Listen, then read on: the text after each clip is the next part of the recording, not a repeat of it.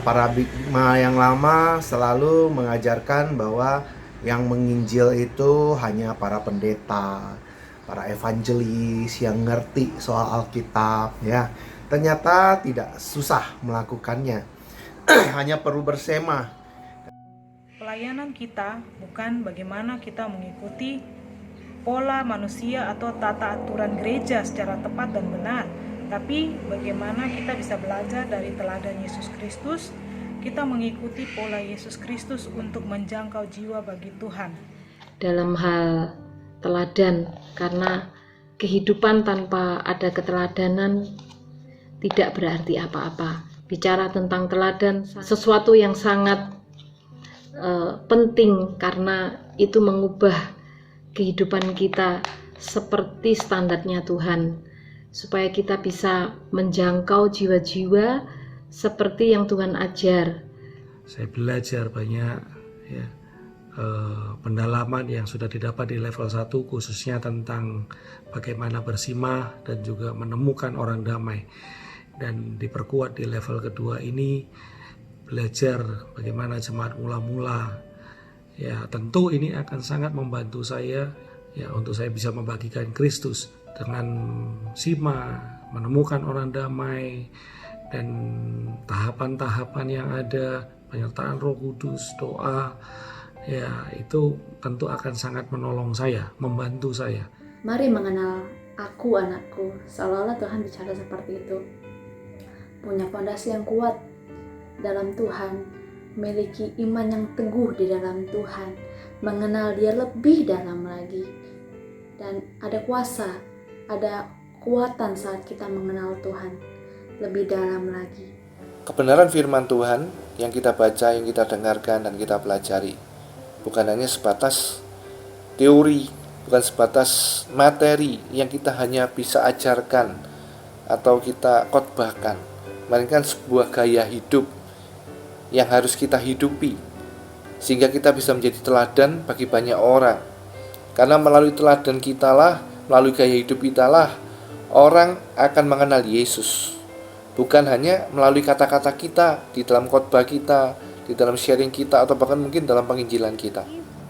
Saya merasa bahwa ada satu terobosan yang terjadi, yaitu selama ini saya berpikir bahwa gereja, berdoa, teladan, memuridkan orang, itu kita berjalan sesuai dengan aturan atau tugas yang dibebankan oleh gereja, atau memuridkan orang dari apa yang kita dapat dan kita mau berbagi seperti biasa-biasa. Sebenarnya ada hal lain yang Tuhan mau ajar, untuk harus lebih kepada apa yang diajarkan sebelumnya oleh gereja mula-mula dan para rasul pada saat itu. Khususnya tentang gereja. Kita sebagai orang percaya mengerti sejarah gereja mula-mula, bahwa gereja yang terjadi zaman sekarang tidak sesuai dengan apa yang terjadi pada waktu itu. Pada waktu itu persekutuan begitu organik, tapi sekarang mekanik. Sangat banyak memberi dorongan kepada saya untuk berani melangkah dengan pimpinan dari Roh Kudus, dan saya dapati bahwa benar ketika kita mau taat untuk melangkah, memang Tuhan sudah mempersiapkan orang damai itu untuk kita bisa bicarakan kepada mereka. Dan itu yang saya mengalami beberapa waktu ini, dan itu yang membuat saya lebih bergairah lagi dengan metode penginjilan yang dari DMM ini. Gereja mula-mula bukan seperti gereja yang kita lihat sekarang ini, ada pemimpin di depan, ada yang duduk di belakang sebagai pendengar, sebagai peserta, tetapi semua terlibat aktif, ada kasih, ada saling berbagi, ada pujian penyembahan yang dinaikkan setiap hari sehingga mereka disukai banyak. Materi DMM ini sangat menantang saya secara pribadi dalam hal keberanian untuk harus menyampaikan Injil kepada orang di luar atau orang-orang yang membutuhkan keselamatan. Itu sangat menantang, dan saya juga percaya di tengah ketakutan pasti Tuhan yang menyediakan keberanian buat saya. Jadi saya sendiri memotivasi diri saya sendiri untuk jangan pernah takut untuk melakukan perintah Tuhan.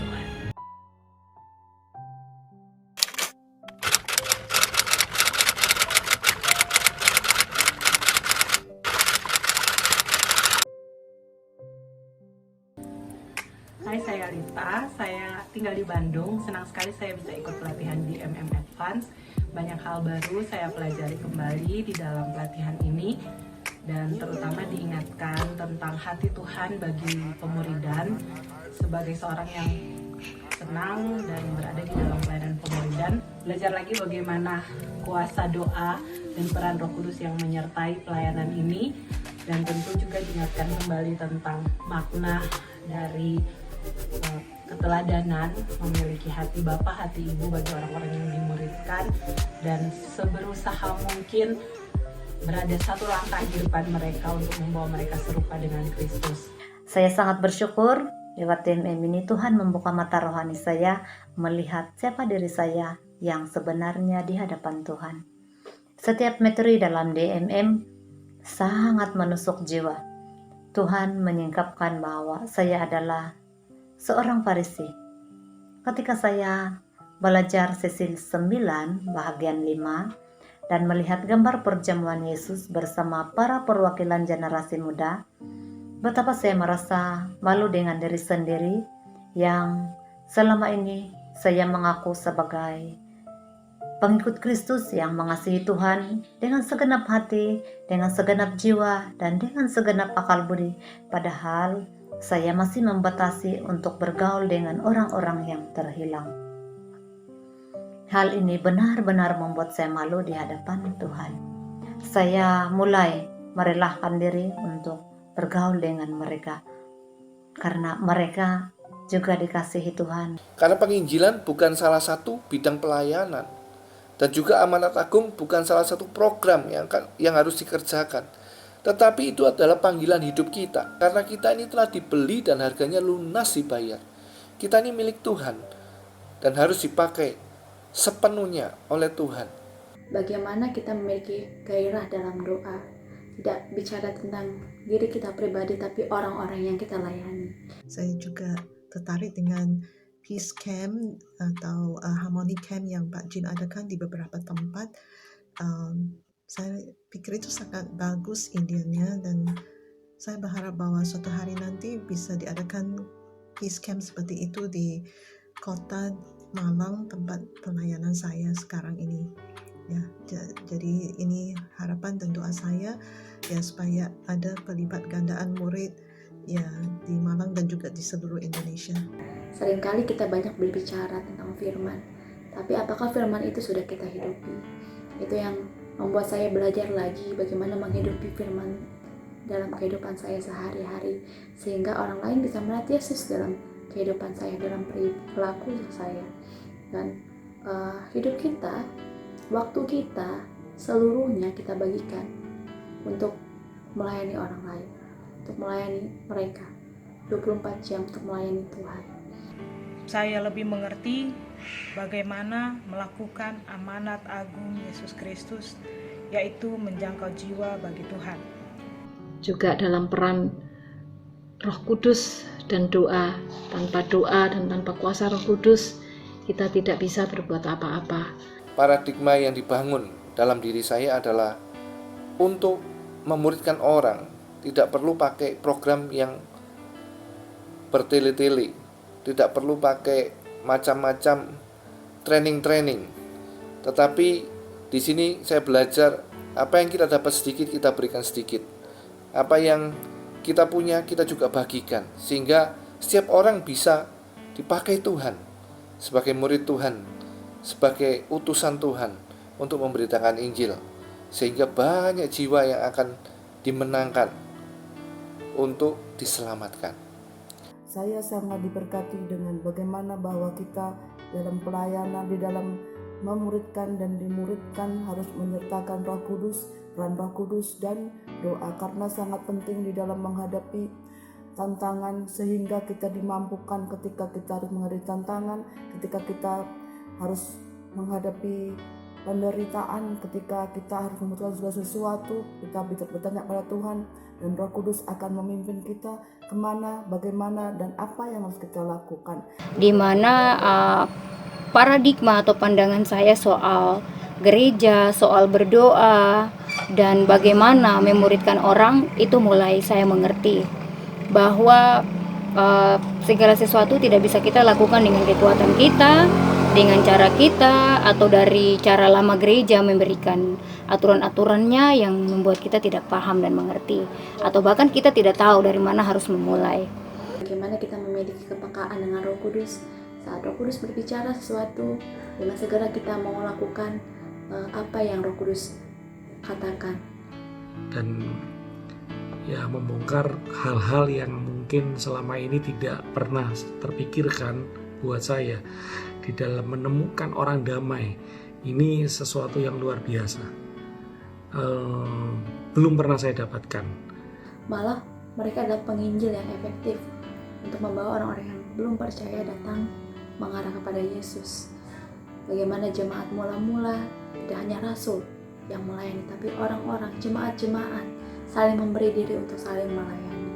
Juga di dalam memberikan Injil, kita bukan dengan kata-kata, tetapi seperti yang Paulus lakukan adalah dengan Paulus memberikan teladan. Bagaimana kita harus menjadi teladan bagi semua orang. Bagaimana kita bersyema sehingga nama Yesus jadi dipermuliakan, sehingga bukan hanya bertambah tetapi bermultiplikasi. Kita bukan nyaman di dalam gereja, tetapi kita harus keluar memberikan Injil Tuhan Yesus.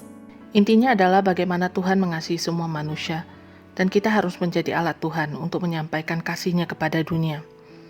Dengan DMM, kita diperlengkapi untuk menggenapi amanat agung Tuhan.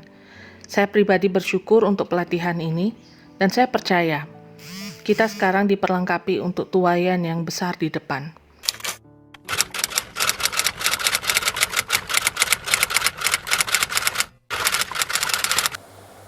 Mari teman-teman yang dikasihi Tuhan, berikan dirimu untuk menerima kirbat anggur yang baru, sehingga engkau akan tahu panggilan hidupmu dan engkau dipakai Tuhan dengan luar biasa.